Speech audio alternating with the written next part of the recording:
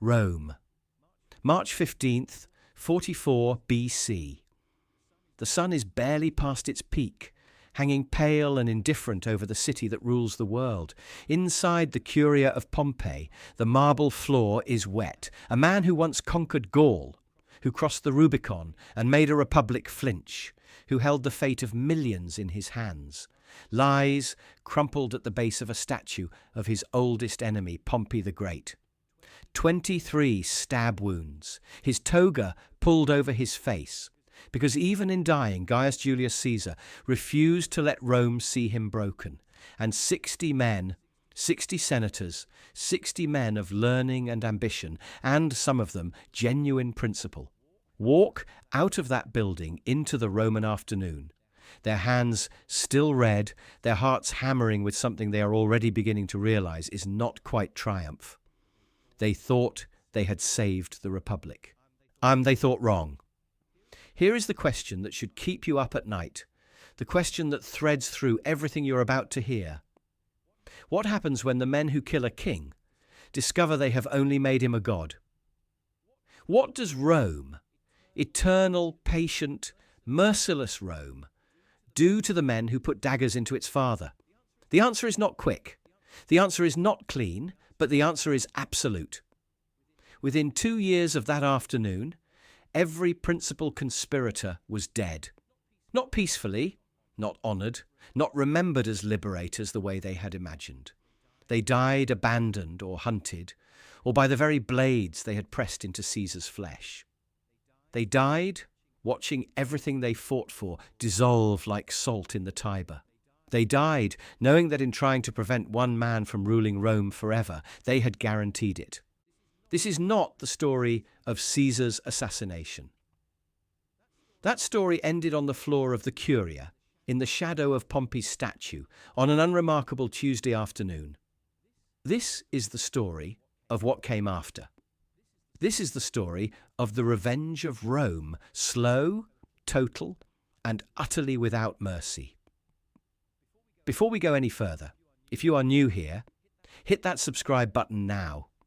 Tens of thousands of people are watching this with you right now, from Chicago to Hanoi, from London to Sao Paulo, and I want to know where you are watching from. Drop it in the comments. We are building something here together, a community of people who believe that the past is not dead. It is not even past. Like this video if you want more. And now, let us begin. The 60 conspirators walked out into Roman sunlight, like 60 sparks thrown from a single flame, brilliant for a moment, scattered by the wind, consumed before they could understand what they had ignited. Rome was about to burn, and the fire would not go out until every single one of them was ash. To understand why the revenge of Rome was so complete, so inevitable, so almost biblical in its thoroughness, you have to understand what Rome actually was in 44 BC. Not the romantic Rome of marble and philosophy, not the Rome of gladiators and togas that Hollywood has sold you, the real Rome. A city of 1 million people, filthy and magnificent. A republic that had survived for nearly 5 centuries through a single organizing principle. No one man above the law. The Senate governed. Consuls served for 1 year and then stepped down. So power was held collectively, shared grudgingly, guarded jealously.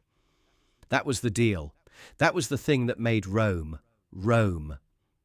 Julius Caesar broke that deal. He did not break it by accident, and he did not break it reluctantly. He broke it with both hands, smiling. By 44 BC, he had been named Dictator Perpetuo, Dictator for Life, a title that was not technically unconstitutional, but was so far beyond the spirit of the Constitution that every senator who still believed in the Republic felt it like a dagger between their ribs. He sat on a golden throne. He had his own priest. Statues of him stood in temples alongside the gods. There were credible rumours, whispered in corners, scrawled on walls, that he intended to be crowned king. And the title of king, in Rome, in 44 BC, was the most poisonous word in the Latin language. Rome had expelled its last king 4 centuries earlier.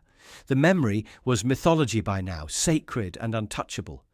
So when a group of senators began meeting in secret, careful conversations, oblique suggestions, testing each other's nerve, they told themselves a story. They were not assassins. They were liberators. The Latin word they used was liberatores. They were the defenders of the Republic, the guardians of 5 centuries of Roman law, the men who would cut out the cancer before it killed the patient. They hammered the word into coins, into speeches, into their own private justifications. Later, Brutus would strike a coin with 2 daggers and the words Eid Mar, the Ides of March, as if murder could be rebranded as liberation by a good enough designer. But the ancient sources, and here we must acknowledge them carefully, are not straightforward. Plutarch wrote his accounts a century and a half after these events.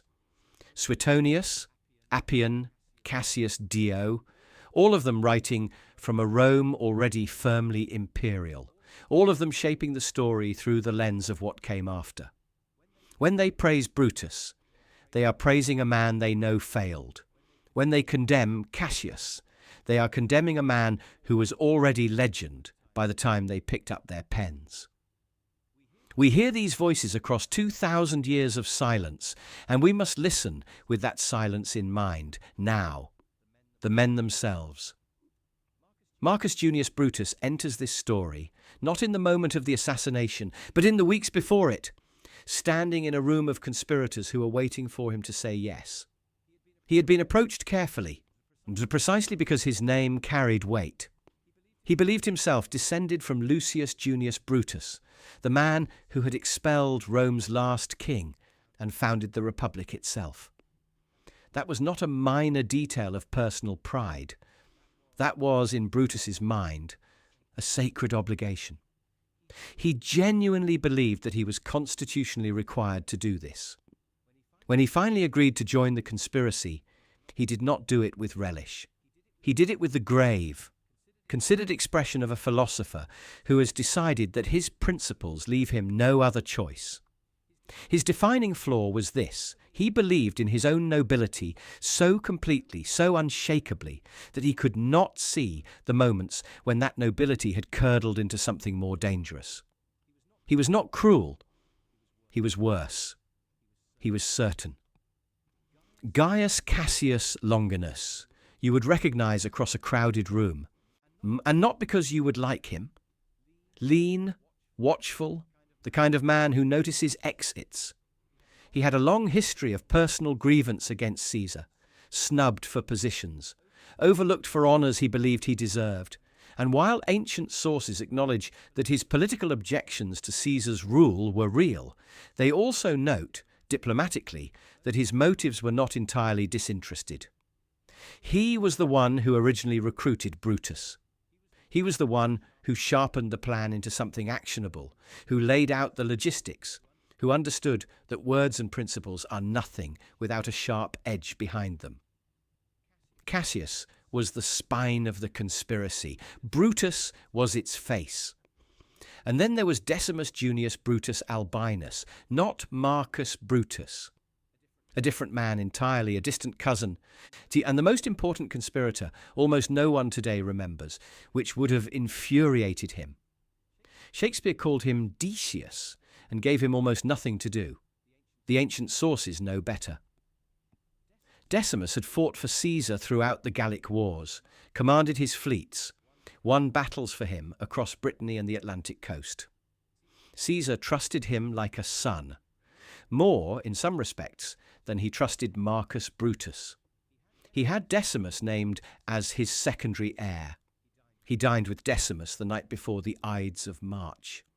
And the next morning, when Caesar's wife Calpurnia begged her husband not to attend the Senate session, her dreams full of blood and disaster, it was Decimus who appeared at Caesar's door, smiling, reassuring, a warm hand on Caesar's arm. "Come, Caesar, the Senate is waiting. You don't want them to think you're governed by your wife's nightmares, do you? Come, I'll walk you there." He walked Caesar to his death. That is the man who deserves the title of Judas, if Rome had such a concept. And Rome, when it settled its accounts, remembered. In the immediate hours after the assassination, the plan collapsed. It did not collapse slowly or ambiguously. It collapsed all at once, like a wall with no foundation. The conspirators had expected the Senate to stay, to applaud, to ratify the killing as tyrannicide, to immediately pass resolutions restoring the Republic. Instead, the Senate erupted in panic. Senators who had nothing to do with the plot, who knew nothing, suspected nothing, saw a blood-soaked man with daggers and ran. The chamber emptied in minutes. Brutus had prepared a speech. He never gave it. The audience had already fled. Mark Antony, Caesar's co-consul, his lieutenant, the one man the conspirators had debated killing and decided to spare, pulled off a plebeian disguise and disappeared into the city. He was not running from fear. He was running to think. He was back in 3 days, and when he came back, he had a plan. Caesar's funeral was March 20th. Antony stood before the Roman crowd with Caesar's blood-stained toga, with the list of Caesar's gifts to the Roman people, 75 drachmas to every citizen, his gardens opened as public parks, and he wept. Whether the tears were genuine is a question for philosophers. What they produced was not. The crowd erupted. They tore cedar benches from the theatre to build a funeral pyre in the forum. Then they picked up the burning wood and ran through the streets, hunting for the homes of the conspirators. But the conspirators were already gone. They had read the room, the one they had failed to read on the Ides, and they had run. Into this volatile, leaderless, grieving Rome walked a slender 18-year-old with Caesar's name and Caesar's will. Gaius Octavius Thurinus, Caesar's great-nephew, secretly adopted as his heir in Caesar's will, arrived from Illyricum with almost nothing. No army, no office, no experience. Antony laughed at him. Cicero planned to use him and discard him, writing to a friend that the boy would be praised, honoured, and lifted up. That last phrase in Latin, tolendus, means both elevated and disposed of. Cicero thought he was being clever. He was not.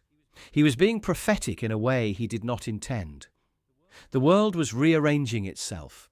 You and the conspirators, scattered to their provinces, unable to agree on strategy, already arguing over who should have done what differently, were rearranging with it. Brutus went to Athens, supposedly to study philosophy. Cassius went to Syria to raise an army.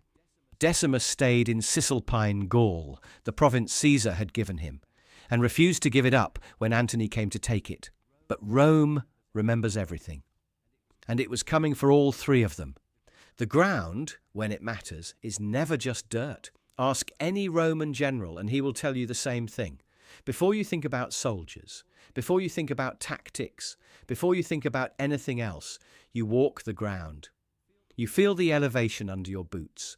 You check where the water runs and where the sun sits at midday. The ground is not neutral. The ground always has opinions, but before the ground of Philippi, there was the ground of Cisalpine Gaul. And before the armies gathered in Macedonia, one man died alone on a road that had once been Caesar's road, in a province that had once been Caesar's conquest. Decimus Brutus spent the late summer of 43 BC in a situation that had no dignified name. Besieged in Mutina, modern Modena, a city in the flat northern Italian plain, with Antony's legions outside his walls, and his food running out, and his political support in Rome, evaporating faster than water on August stone. The Senate had theoretically come to his rescue. The two consuls of the year, Hirtius and Pansa, marched north with Octavian's private army behind them. There were two battles. Antony was bloodied and forced back. The siege of Mutina was lifted. Decimus was free. But freedom is a word with many meanings, and the freedom Decimus found at Mutina was the kind that looks like survival and functions like a trap. Octavian stood across the river from him and informed him, with the polite chill of a 19-year-old who has already calculated everything, that he had not come to save Caesar's murderers. He had come to fight Antony. Those were two different objectives, and Octavian was not confused about which one he had. One of Decimus's legions crossed the river and joined Octavian, then another, then a third. The soldiers had served under Caesar. Some of them had marched with Caesar across Gaul, had eaten Caesar's grain and spent Caesar's coin. Standing across a river from Caesar's heir and then marching back to serve Caesar's killer required a moral calculation that most of them refused to make. Decimus watched his army dissolve. It did not happen in battle. It did not happen in a single dramatic moment. It happened the way ruin always happens, gradually, then all at once. By late summer, he had almost nothing left. And so he made the only decision available to him. He would march north and east, around the top of the Adriatic, through the Alps, through Illyricum, all the way to Macedonia where Brutus and Cassius had their armies. He would reach his fellow conspirators. He would regroup. He would fight another day. He was captured on a Gallic road in September of 43 BC. The man who betrayed him was Camillus, a local chieftain who owed allegiance to Antony, who recognized the fugitive senator and understood the value of that recognition. There was no dramatic last stand. There was no final speech. So the road was cold. Autumn had come to Gaul early that year, and the trees would have been beginning to turn, the kind of golden red that makes beautiful paintings and has nothing comforting to say to a man who knows what is coming. Antony's order arrived and was carried out with the business-like efficiency that Rome applied to most things when it was not trying to make a point. Decimus Junius Brutus Albinus, who had dined with Caesar the night before the Ides of March, who had walked him through the Forum, who had stabbed him in the thigh when the moment came, was executed by a Gallic chieftain on a road in the province that Caesar had conquered. Less than 18 months after the Ides of March, the first of Caesar's principal killers was dead, now the ground of Philippi. Stand on the plain west of that ancient Macedonian city in October, and you will understand immediately why Brutus and Cassius chose it. The Via Egnatia, the great Roman military road connecting the Adriatic coast to Byzantium, the spine of Roman power in the east, runs straight through the middle. To the north, mountains rise fast and hard, impassable for any army that wants to stay an army. To the south, marshland stretches toward the sea, a landscape of reed and mud that was supposed to be equally impassable. Between these two immovable facts, a plain of perhaps 3 kilometers offers the only viable ground for a battle. Whoever controls that strip of ground controls the road. Whoever controls the road controls the east. Brutus and Cassius arrived first. They took the elevated ground, 2 hills, one for each commander's camp, all connected by a fortified corridor that ran between them and allowed communication and the movement of troops. Brutus's camp sat in the north, anchored against the mountains. Cassius's camp occupied the southern hill above the marshland. The camps were well fortified, provisioned by the Republican fleet, which held the sea lanes to the east, and positioned to receive supplies indefinitely. The Gangites River added another line of natural defence. On paper, the Republican position was excellent, but there was a problem built into the ground itself, and it was the kind of problem that looks fine on a map and kills you in practice. The two camps were separated by 2.5 kilometers of open plain. In a battle of this size, with dust and noise and the chaos of 200,000 men in motion, 2.5 kilometers was not a manageable distance. It was an abyss. 2 commanders who could not see each other, could not easily reinforce each other, could not know in the critical moments of battle whether the other was winning or losing. That was not a defensive position. That was 2 separate armies wearing the same uniform. The forces themselves were formidable on both sides. Brutus and Cassius had assembled 19 legions from the eastern provinces, not all of them at full strength, but seasoned men veterans who had fought across Syria and Judea and Macedonia, supplemented by 20,000 cavalry drawn from allied kings of the East. They had the horses, they had the elevation, they had the supply lines. Cassius had spent months pressing the wealthy cities of Asia Minor for tribute. She's squeezing silver from Greek merchants with the particular thoroughness of a man who knows he may not get a second chance. He had paid each legionary 1,500 denarii, roughly 7 years' wages, to secure their loyalty. It was an enormous sum. It produced compliance. It did not produce belief. Antony and Octavian brought 19 complete legions across the Adriatic.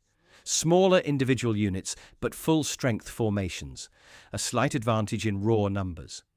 They had 13,000 cavalry against the Republicans' 20,000, a meaningful deficit.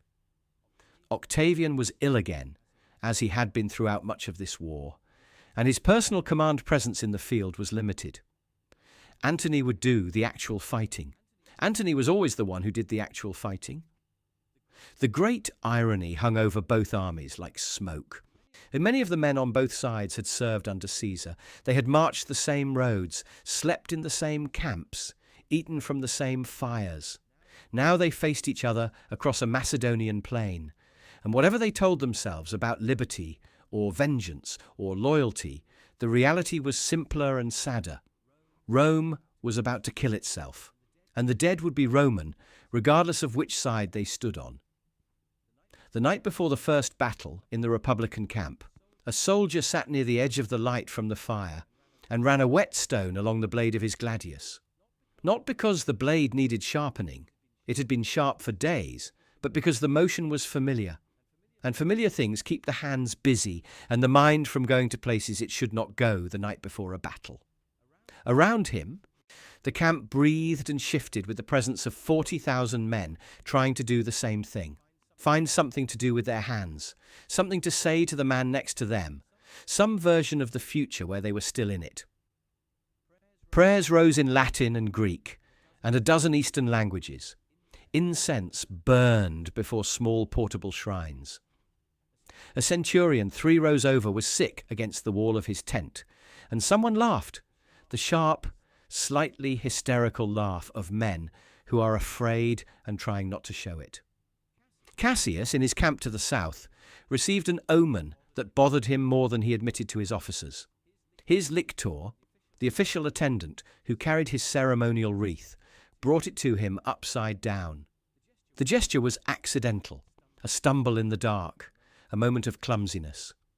Cassius stared at it for a long time. Brutus, who was a philosopher and had less patience for omens, had spent weeks dismissing such signs, but Cassius was not Brutus. Cassius counted things, and the things he was counting were not adding up the way he wanted them to. In the days before the battle, 2 eagles had followed the Republican army, landing on their standards, accepting food from the soldiers as if they had always been there. The soldiers loved the eagles. They took it as divine sanction, the gods of Rome blessing their cause. The day before the first battle, both eagles left without warning. They were simply gone. The soldiers noticed. They said nothing to their officers. They said everything to each other. Brutus convened a final war council. The strategy was clear and had been clear for weeks. Hold the high ground, maintain defensive positions. We allow the triumvirate's supply problems to do the work. Antony was operating from a much longer supply line. The Republican fleet had just destroyed 2 of his supply legions crossing the Adriatic. Time was on the Republican side. All they had to do was wait. But armies are not made of logic. They are made of men. And men get hungry and tired and resentful.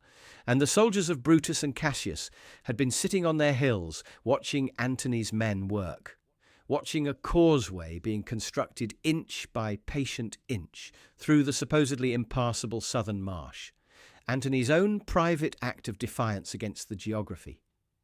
And they were beginning to ask questions that armies should never ask. What are we waiting for?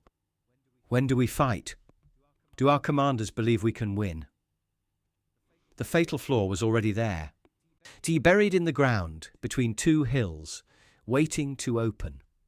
Dawn on October 3rd, 42 BC, comes cold and grey over the plain of Philippi, and with it comes a sound that no description fully captures. The sound of 200,000 men preparing for battle. It is not one sound. It is thousands of sounds, layering into something that vibrates in the chest before it reaches the ears. The rhythmic hammering of shields being tested, the clank of lorica segmentata as soldiers check each other's buckles in the early dark. The low chorus of voices in a dozen languages, cursing or praying, or both at once.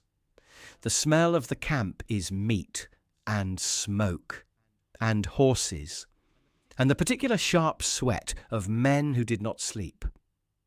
The ground is still wet from the night's cold, and a thin mist sits over the marsh to the south, turning Antony's army into a suggestion, and a darkness that breathes. Cassius had been watching Antony's causeway construction for weeks. Every morning he came out to the edge of his camp and looked at the progress. Another 20 metres, another 30. Antony's engineers pushing their wooden road through the reeds by hand, by will, by sheer stubborn Roman determination. Cassius had countered by building his own transverse wall into the marsh, trying to cut the causeway off before it extended past his flank. It was an engineering duel, slow and methodical and deadly, and on the morning of October 3rd, Antony decided he was done duelling. He ordered the charge without warning. The attack on Cassius's camp hit the centre of his line with the full weight of Antony's veteran legions, men who had followed Caesar across Gaul, who had broken Pompey's army at Pharsalus, for who understood that the fastest way through a defensive line was directly through it. They did not try to flank. They did not try to deceive. They came straight ahead, their shields locked, the first line throwing pilum and then drawing gladi before the javelins had finished falling. The noise was immediate and total. The collision of two Roman armies at close quarters does not sound like the battle scenes in films, does not sound like individual moments of courage and conflict. It sounds like a single enormous impact, a single roar that does not stop. Cassius's men had been surprised. Not completely. They had been watching the plain, had seen movement. But Antony's assault came faster and harder than expected. And when the first Roman line hit the second was still shuffling into formation. The centre buckled. But it did not break. Not at first. But to the north, something entirely different was happening. Brutus's soldiers, watching the assault begin on Cassius's line, did not wait for the order that was supposed to coordinate their attack. They went. Without the watchword, without the synchronized command, they surged forward against Octavian's legions with the specific fury of men who have been waiting too long and can no longer contain it, and Octavian's forces, whose commander was ill and whose front-line coordination was suffering for it, broke. They broke fast. Brutus's soldiers crashed through the first line, through the second, into Octavian's camp itself. They took the camp. They looted it. And this would matter. This moment of soldiers stopping to fill their pockets would matter terribly. But they had won. Brutus had won his half of the first Battle of Philippi. By midday, the battlefield was chaos in two different directions simultaneously. To the north, Brutus's men were victorious, ransacking Octavian's camp, holding captured standards aloft. Octavian himself, according to the accounts, had been warned in a dream the night before to leave his tent. Whatever the truth of that story, he was not in his tent when it was taken. He had retreated to the marsh. He was alive. To the south, Antony's veterans had finally broken through Cassius's centre and reached his camp. They took it. The Republican standard fell. Cassius's soldiers, scattered and routed in the south, fled toward the hills. The battlefield was very large. The dust was enormous. And between the northern victory and the southern disaster, 2.7 kilometres of confusion stood like a wall. Cassius moved to the top of a hill, the Acropolis of Philippi, a small elevation that gave him a view of the southern portion of the field. He looked south and saw ruin, his camp taken, his men scattered, Antony's standards flying over what had been his headquarters. But he could not see north. The dust and the distance hid Brutus's victory completely. A rider came to him. Whether the rider was mistaken, panicked, or lying, history does not say for certain, and told him that all was lost, that Brutus too had been defeated, that the day was over. It was a false report, but Cassius did not know it. He called for his freedman, a man named Pindarus, who had sworn an oath to help him die, if it ever came to that. He sent away everyone else. He wrapped his cloak around himself against the October cold and knelt on the hill above a battlefield that he believed had consumed everything he had fought for. And Pindarus drove a blade into his throat. The same kind of blade that Cassius had carried under his toga on the Ides of March, 44 BC. Brutus arrived at the hill before nightfall. He found what was left of Cassius, the body of the last person who had believed in him completely, the man who had built this army, who had kept this cause alive through sheer force of will and tactical intelligence. He looked at the face of the man he had called his brother-in-arms and said, in words that Plutarch preserved, "The last of the Romans." But the last of the Romans was not Cassius. The last of the Romans was Brutus, and he did not yet know it. Brutus mourned quietly. He was afraid that a public funeral would damage army morale, so there was no ceremony. He had Cassius's body taken away in the night. Then he went to work. He absorbed Cassius's remaining soldiers into his own command, restructured the lines, fortified what remained of the Republican position. He looked at his supplies, still excellent, the fleet still unbroken, and he looked at his tactical situation and made the calculation, hold, wait. Let Antony starve. But Antony had also gotten the news from across the Adriatic. His reinforcements, 2 full legions, supplies, siege equipment, had been destroyed by the Republican fleet on the same day as the first battle. The same afternoon that Cassius died unnecessarily in a victory, Antony's lifeline had been cut. His timeline had shrunk to weeks. He needed a second battle, and he needed it soon. 3 weeks.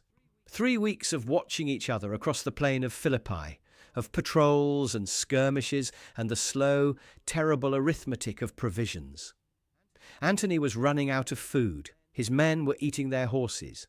He began constructing diversions, attempted flanking movements, sending small forces around the northern edge of Brutus's position to try to cut his supply route. Brutus countered each one efficiently. Brutus was in the patient, defensive, supply-focused way of a man who understood strategy, winning. He was winning by not fighting, but armies are not made of strategy. His soldiers were restless, and restless is a word that does not capture the sullen, mutinous energy that gathered in the Republican camps through those 3 weeks. They had beaten Octavian's legions. They had taken their camp. They had won in any reasonable accounting, and then they had been told to sit on a hill and wait. The veterans among them understood, but veterans are not majorities. The younger men, the aristocrats who had come to fight for the Republic, as if it were a principle that could be settled in a single afternoon of valor, grew louder in their complaints. Why are we waiting? We won. Why does Brutus hold us back? Is he afraid? He was not afraid, but he was alone in his understanding, and alone in this war had been a condition whose weight had become almost physical.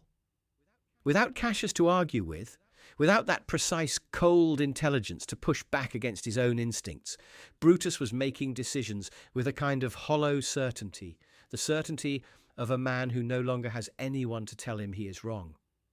His generals came to him. His officers came to him.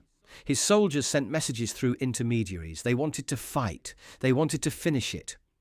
And Brutus, who had built his entire identity on the principle of serving the will of those around him, who had killed his friend Caesar partly because he could not bear to be seen as serving a tyrant rather than his fellow men, Brutus capitulated. He gave the order for battle on October 23rd. He knew, when he gave it, that it was the wrong decision. We know this because of what he said in the days that followed. We know this because of the expression his officers described on his face. He gave the order anyway.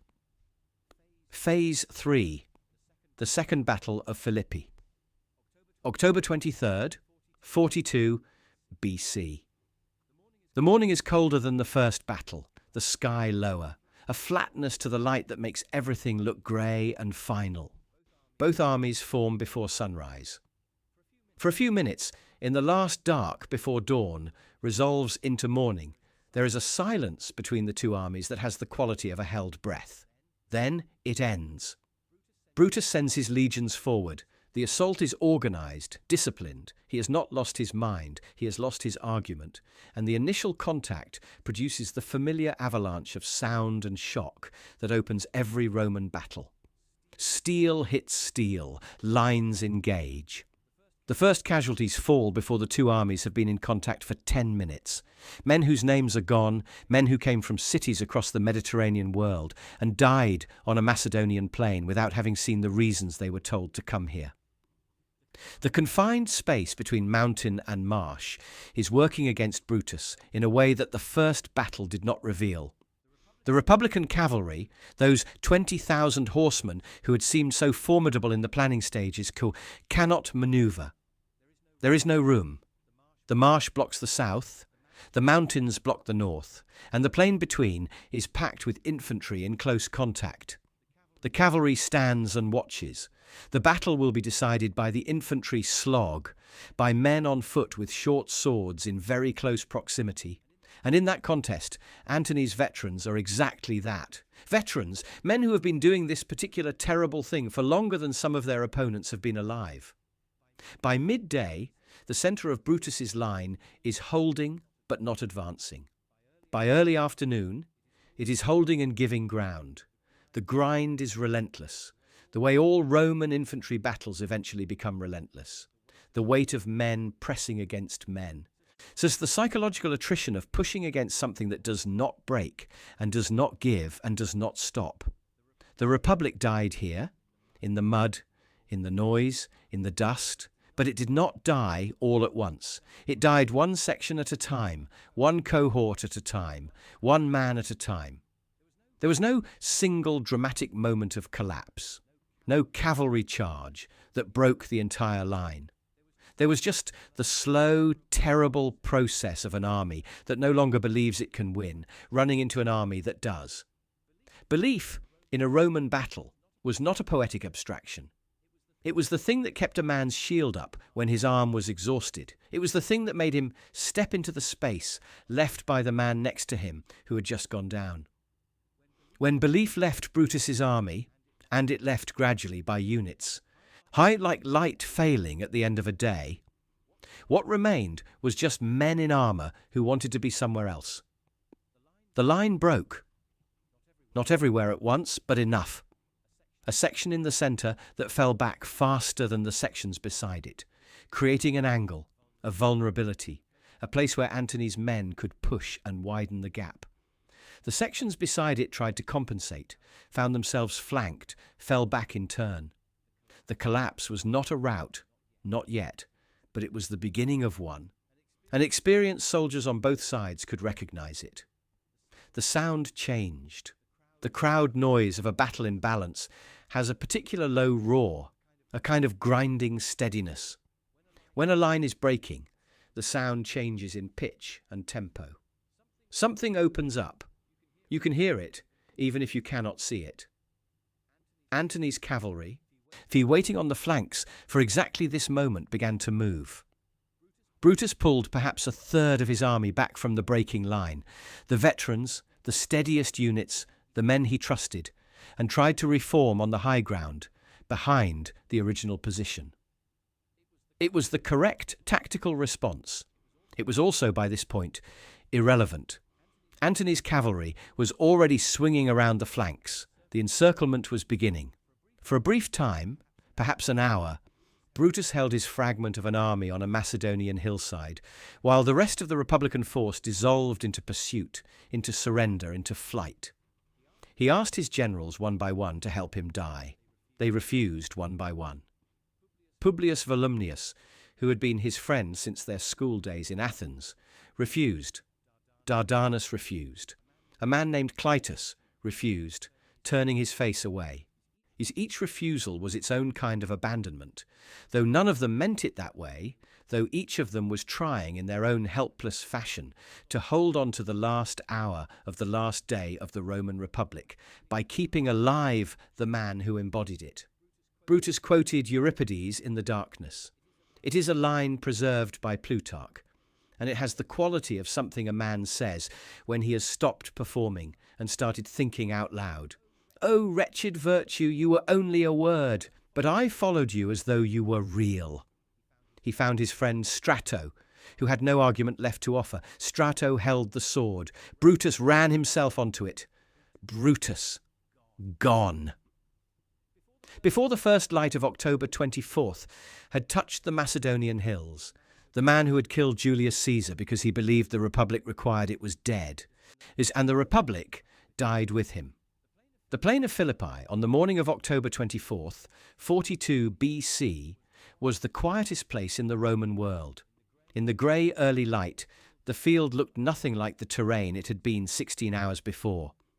What had been two organised armies, two disciplined expressions of Roman military power, was now a landscape of the specific wreckage that only large-scale human violence produces. Shattered shields, broken pylon shafts, pieces of equipment whose purpose was no longer apparent, and everywhere the dead, tens of thousands of them, lying in the particular stillness of men who will not be cold until you touch them. The ravens were already there. They are always first. The October wind came off the mountains to the north and moved through the field without purpose, stirring nothing, changing nothing, indifferent to what it passed over. Somewhere, a horse that had not been killed outright was calling out, a sound that carried further than any human voice. The wounded who had survived the night were beginning to understand that surviving the night had not meant what they hoped it meant. Antony's soldiers moved through the field in the morning, the way soldiers always move through a field the morning after, identifying, collecting, assessing. The mood was not triumphant. It never is the morning after. Too many of the dead were familiar. Too many faces were men who had been in the same army, the same century, the same tent, before the war had sorted them to different sides of a Macedonian plain. Veterans wept over men they had known, before politics had made them enemies. A centurion who found the body of his former optio, his second, warrior man he had trained, stood over him for a long time before moving on.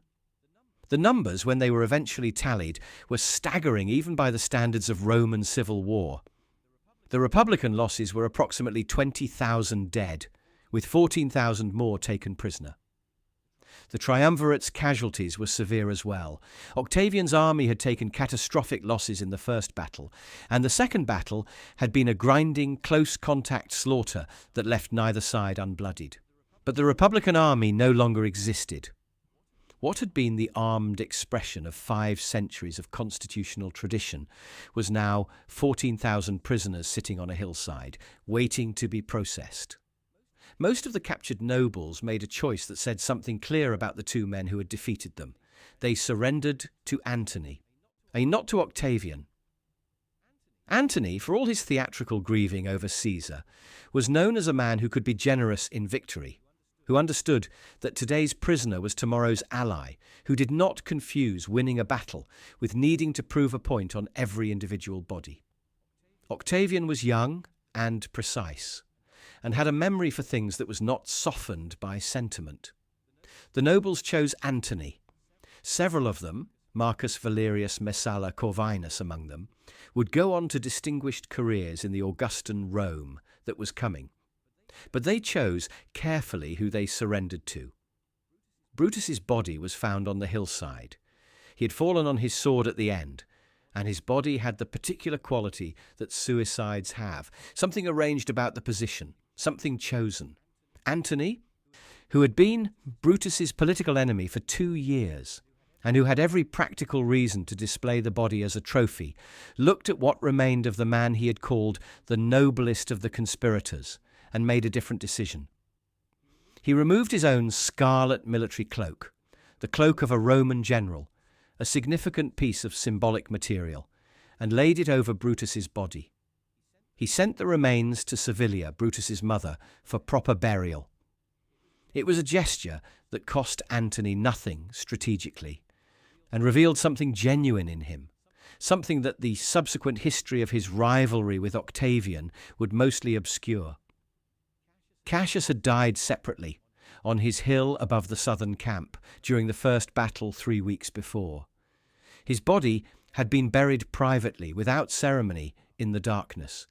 His head was sent to Rome. In Rome, according to accounts that carry the whiff of deliberate psychological theatre, Octavian had Brutus's head sent to be placed at the foot of the statue of Julius Caesar in the Forum.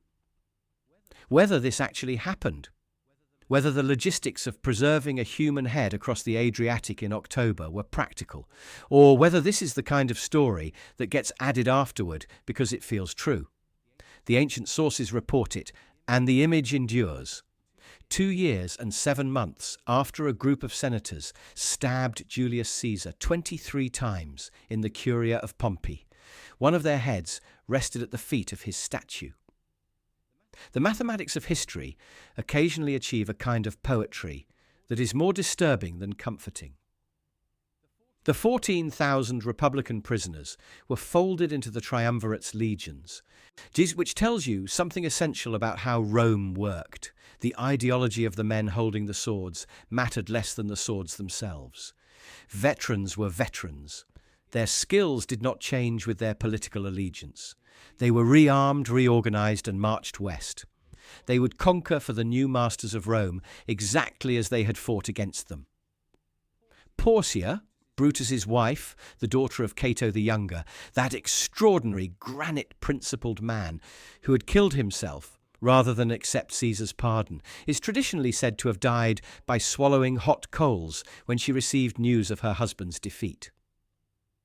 It is a story that the ancient sources tell with a kind of reverent horror, and like many stories about women in Roman history, it exists at the intersection of fact and myth in a way that resists clean resolution. There is evidence suggesting she may have died of illness before the battle, before she could receive any news at all. The historical truth is uncertain. The symbolic truth is not. The Republic's women were as fully committed to it as its men, and they died with it in their own ways, on their own terms, at their own hands. The city of Philippi itself was refounded as a Roman military colony. Colonia Victrix Philippi, colony of the victor. Philippi, populated by veterans of the battle on both sides, settled on the plain where the Republic had been extinguished, farming the same ground where 20,000 men had died for the question of what Rome would be. They built houses. They had children. The children grew up and had no memory of the battle that had given them their land. That is also, in its way, part of how history works. When the dust of Philippi settled, the Roman world divided itself with the cold efficiency of men who have just won a civil war and now need to win the peace. Antony took the east. Octavian took the west. Lepidus, the third member of the triumvirate, was given Africa, the smallest prize, the first hint of his eventual political disappearance. It was a division that looked like partnership and was actually a countdown. Within 2 years of the Ides of March, every principal conspirator was dead. Decimus, first, executed on a Gallic road by a chieftain who wanted to please the right master. Cassius, second, dead by his own hand on a hill above a battlefield. Killed by a false report and the 2.7 kilometers that separated him from a man who had actually won. Brutus, last, dead on a Macedonian hillside, his philosophy dismantled beneath him, holding a sword that had already been used once on the man he had believed in most. and the dozens of lesser conspirators scattered between those deaths, hunted down by proscription lists, killed in battles, stripped of property, or simply ground out of history by the machinery of the new order that was assembling itself from the wreckage of the old. Cicero, not a conspirator, but the loudest voice defending them, the author of the Philippics that had turned the Senate against Antony, was caught in his litter on a road in December of 43 BC, fleeing toward the coast. His killers were from Antony's order. They cut off his head and his hands. His hands, specifically the hands that had written the speeches. Antony had them nailed to the rostra, the speaker's platform in the Roman Forum, where Cicero had delivered some of the finest oratory in Latin history. Whatever you think of Mark Antony, and history has given you many things to think, that was not the act of a man who had forgotten a grievance. The proscriptions killed 300 senators and 2,000 equestrians.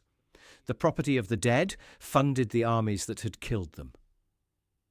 Rome ate itself from the inside, and when it had finished eating, what remained was leaner and harder, and entirely uninterested in the constitutional arrangements that had governed it for 5 centuries.